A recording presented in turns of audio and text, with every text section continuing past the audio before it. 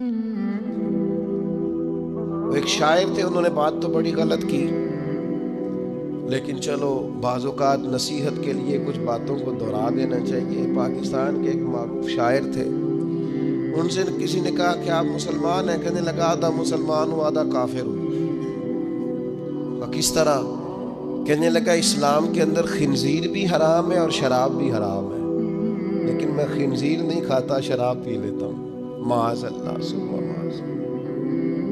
کہنے لگا خنزیر سے مجھے نفرت ہے، شراب میں چھپ کے کئی کونے میں جا کے پیتا ہوں تو آدھا مسلمان ہوا نا، کہ اگر تو میں دین کا حکم سمجھ کے نفرت کروں تو پھر جتنی خنزیر سے کروں اتنی شراب سے بھی کروں۔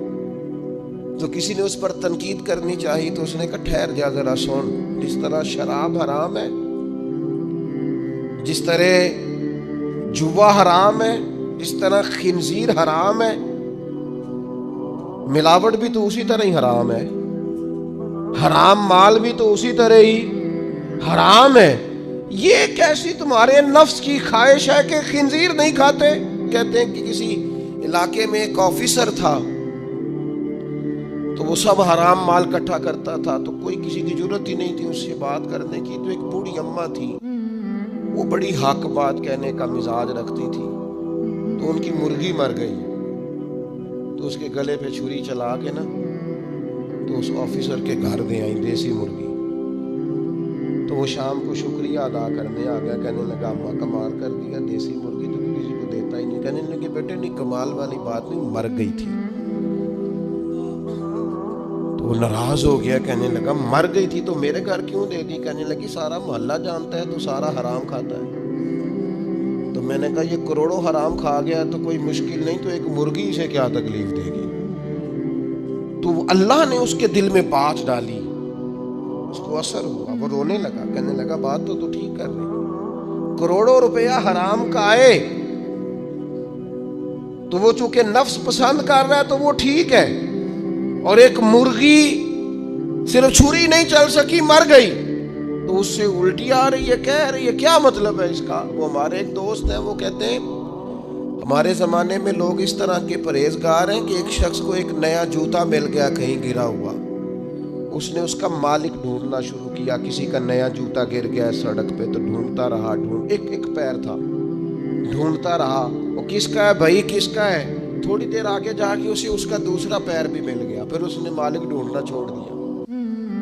پہلے وہ نیک تھا کیونکہ ایک جوتا تھا نا، پہن نہیں سکتا تھا، جیسے ہی اسے اتنی تکلیف کی بات ہے امت مسلمہ، نفس کی خواہش کو خدا بنا لیا، جو تیری طبیعت میں آئے ویسے ماں باپ کو تو وقت نہیں دے سکا، ویسے اگر تجھے کہا جائے کہ ماں باپ کی طرف سے کسی یتیم بچے کا خرچہ اٹھا لے وہ تو نہیں اٹھا سکتا، تیرے ماں باپ چلے گئے ان کی وجہ سے تو کسی غریب بہن بھائی سے تعاون کر تاکہ ماں باپ خوش ہوں، ایصال ثواب وہ تو نہیں کر سکتا، دیکھے چیلم پہ 50 پکیں گے، جو کہ پتہ چلے نا برادری کو کہ جناب نے چیلم کیا۔ یہ نفس کی خواہش کو خدا بنا لیا۔ سیاسی افطاریاں ہو رہی ہیں، کسی کی نیت پر شک نہیں، اچھی نیت سے لوگ افطاری کراتے ہوں گے، لیکن وہ گھروں کا بھی تو ہمیں پتہ ہے نا کہ جہاں لوگ آٹا بھی اس لیے تھوڑا پکاتے ہیں کہ کل بھی اس کی ضرورت ہے، وہ محلے کے گھر نظر نہیں آتے۔ افطاری کے لیے ایک سجن بلایا جو پہلے کروڑ پتی، اور بلایا کہاں سے؟ لاہور سے، اسلام آباد سے، فیصل آباد سے، تو جو تیرے ارد گرد تھے، نفس کی خواہش کو خدا بنا لیا۔ بندہ مومن کی یہ شان نہیں ہے۔ جب ہم اللہ تعالیٰ کی عبادت کریں گے، آپ کو پتہ ہے انبیاء کرام علیہ السلام کو لوگوں نے کیوں شہید کر دیا؟ انبیاء کرام کی لوگوں نے کیوں نافرمانی کی؟ اللہ کے رسول تو معصوم ہیں، کسی شخص سے کوئی مطالبہ نہیں کرتے تھے، نبی تو خالصتاً دائی بن کر اور تڑپ لے کر اللہ کے بندوں کو رب کی طرف بلاتا ہے۔ کیوں نہیں مانی لوگوں نے بات انبیاء کی؟ حضرت لوط علیہ السلام کی بات اس لیے نہیں مانی کہ وہ ہم جنس پرستی سے، لواطت سے روکتے تھے۔ کیوں لوگوں نے نافرمانی کی؟ حضرت ابراہیم علیہ السلام کی کہ وہ کفر اور شرک سے روکتے تھے. کیوں لوگوں نے نافرمانی کی معاذ اللہ نبی پاک علیہ السلام کی کہ حضور فرماتے تھے کوئی بڑا چھوٹا نہیں. کیوں سردار بنے ہوئے ہو تم؟ کیوں غریبوں کا خون چوستے ہو؟ کیوں برادری ازم کے نام پر تکبر کرتے ہو؟ لوگ نافرمان ہو گئے. ہم کیا کرتے ہیں، جیسے ہی ہمارے نفس کی خواہش کو چوٹ لگتی ہے ہم فوری طور پر مخالف ہو جاتے ہیں. میں نے تو کیونکہ چھوٹا سا میرا تجربہ ہے، بہت ساری باتیں تو میں کرنا بھی نہیں چاہتا.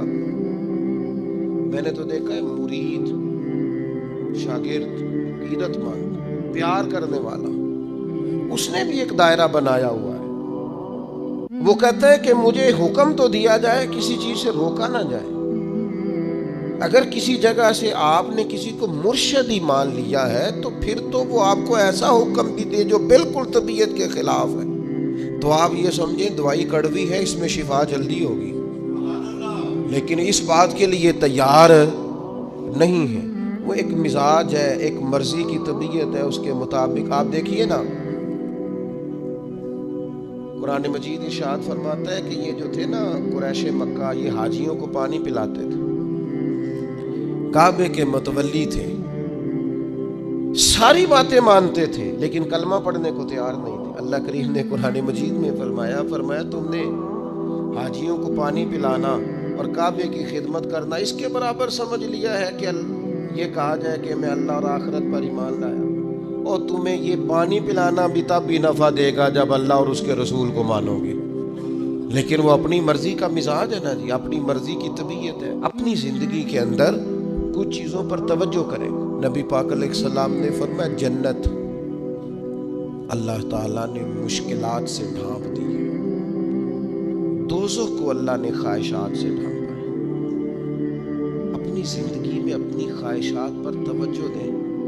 حضور علیہ السلام نے پناہ مانگی ہے، اے اللہ میں نہ ختم ہونے والی خواہش سے تیری پناہ مانگتا ہوں. اپنی خواہشات پر، یہ جو ہم پیری مریدی کرتے ہیں نا، یہ جو بیعت کا سلسلہ ہوتا ہے، اس میں سب سے پہلا طریقت کا حکم یہ ہے کہ مرشد آپ کو وہ حکم دے گا جو آپ کی مرضی کے خلاف ہو، اور اگر آپ اسے صحیح کر کے قبول کریں گے نا، دیکھیں بندہ اللہ کا بندہ کب بنتا ہے؟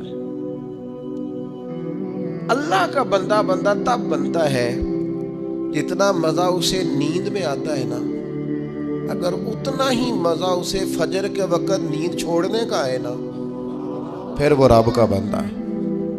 اتنے مزے سے ہی وہ اٹھے، جتنا مزہ اسے روٹی کھانے کا آتا ہے نا، اتنا ہی مزہ اسے رمضان میں روزہ رکھنے کا ہے، پھر وہ اللہ کا حقیقی فرما بردار. جتنا لطف اس شخص کو اللہ تبارک و تعالیٰ کی دی ہوئی نعمتوں کو استعمال کرنے کا آتا ہے نا، اتنا ہی مزہ اسے اگر اللہ کی بارگاہ میں مجاہدے کا آئے، پھر وہ رب کا بندہ ہے. تو اپنی مزاج کے اندر حق کہنے کا حوصلہ پیدا کریں. آپ کے دائیں بائیں جو لوگ غلطیاں کریں انہیں محبت سے سمجھانے کی کوشش کریں، اور کچھ تھوڑا سا نا نفس کی مخالفت کا، جو آپ کی طبیعت میں چاہے وہ ہو جائے تو مزہ کیا رہا. ایک بات آپ نے آج کے جمعے سے بطور سبق لے کے جانی ہے، نفس کی تھوڑی مخالفت کریں، چھوڑ دیں اندر باہر لڑنا، اپنے آپ سے لڑنا شروع کریں، اپنے آپ سے تھوڑا سا جہاد شروع کریں. ہمارا سب سے زیادہ مسئلہ اپنے ساتھ ہے. ہمیں کسی نے پریشان نہیں کیا، صرف ہماری اپنی خواہشات نے پریشان کیا. آپ خواہشات سے تھوڑا سا لڑیں، ایک ایک دو دو کر کے خواہشات کو چھوڑیں. آپ خود محسوس کریں کہ زندگی حسین ہو گئی. میرے ایک سنگی ہیں، اختلاف ہو گیا ان کا گھر کے اندر، تو میں نے بلایا، میں نے کہا کیا ہوا ہے؟ تو انہیں پہلے سٹے آکھیا، انہوں نے کہا حضور ساری غلطی میری ہے، بڑی کوشش کرنا پر میرا اپنے آپ تے کنٹرول. میرا دل خوش ہو گیا، ورنہ آج کل ساری غلطی میری ہے، یہ تے سوال ہی نہیں نہ پیدا ہوتا. میں تے غلطی کراں، یہ کتے لکھے؟ میں ہی تے نہیں کرتا، باقی ساری دنیا کر دی. یہ چھوڑ دیں. یہ بہت بڑی بات ہے کہ انسان تھوڑا سا دو قدم پیچھے ہٹ کے کہ نہیں، غلطی تو ساری ڈھونڈتا پھرتا ہوں. اے اقبال میں اپنے آپ کو ڈھونڈتا پھرتا ہوں، اے اقبال اپنے ڈھونڈتا پھرتا ہوں. اے اقبال اپنے آپ کو آپ ہی گویا مسافر، آپ ہی منزل ہوں میں، وما علینا الا البلاغ۔